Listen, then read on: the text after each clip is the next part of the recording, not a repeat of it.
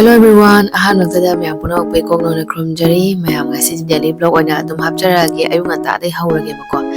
get hangdo adaidi ichanupa se nungsit aingba bijage haidana ngahak puthok pirakpane adu lora matungda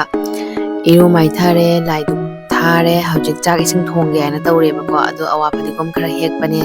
ngasi se khoi nga chak chade aduduna kaino tawge bako hawai oina thongage aduga tan sina mi pong lakani aina tan khara aina totlaga thambane mi laga adum sat sat hauba yare na ko aduga siga hawai mahi langtak tora khamen simbi hapga aina thonge aduga papara ma haure aduga angaubi ama tawre sumana tilhau machi da sumai tora chare bako ado mi pong sulae aduna ai tan kha haure puri oina haure bako aduga cha am lole sumai tora angobi sule angobi duga adu charani bako aduna ai tan kai ka sat haure aduga cha lon basu loire ai gi cha se ready oire singalai jare the next day. Hello everyone, hello to them I'm going on a journey.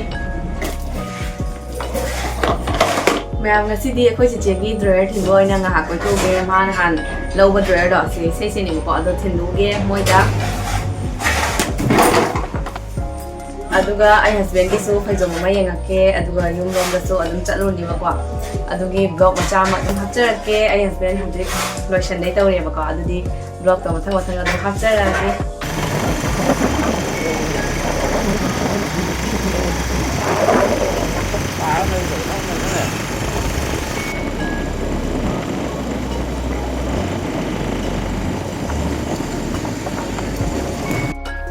mayam ai husband se video namge habe yade bako aduduna tumin na aina video se namjabane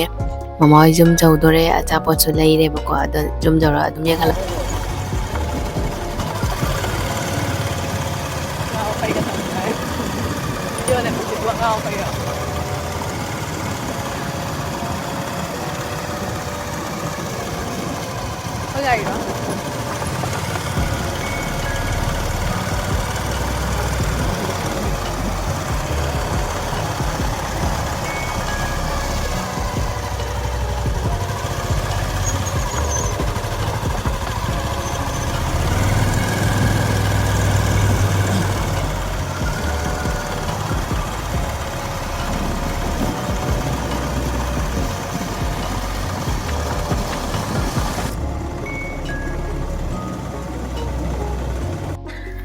mayam mairen ga mangra ga se thinboi na lakpane bako aigi blog se khara budi kuire bako ado aina adum semba sangdana adum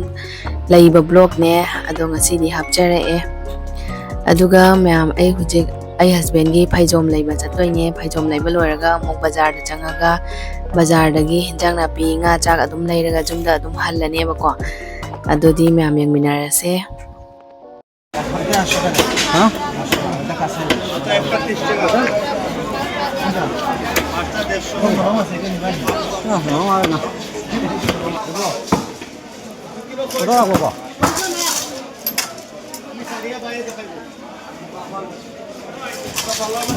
Jum jawre ma'am ai husband video namge khot ke haba amta ja de ko de jana video se phasana namaktre ado bazar khoros kai toro ke haba do ma'am da dum yala age ama utpat pheng treng tong lai jong mayam ai husband mai phaijom lokthok pala ine hojik mai phaijom se listening mana loire ko ma ado hinjang na pi kai su nan that laga leire mai phi je aduna hinjang na pi mayam se lokthok aga mai phiron se lisa laga jengu ge cinema khali se mai phaijom ga purit ka lengjan ga set to lorok pane ba ko ado hinjang na pi kai su lorok ke ha do yang lake siga alu tilhau adaidi laputro leire adaidi kobi leire adaidi bangkok maria bra adudu su lore adaidi phadigom lore smaina tum lore bako ahonga chaw yanga aduga janupa gi nan pro lore mai di sangom wat pa yade ni kanaraga mai sangom che ta loye bako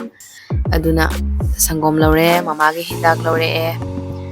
aduga aigi pet sam lore aduga ai husband gi mamai tainaba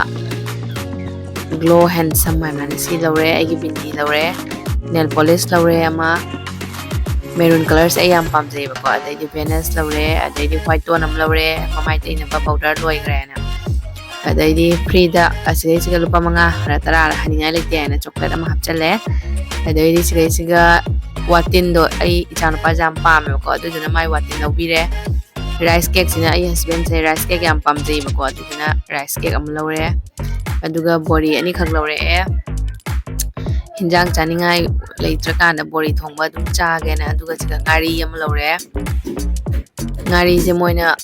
photo da akup ngari jek pase asi sina hawba hele na akup khan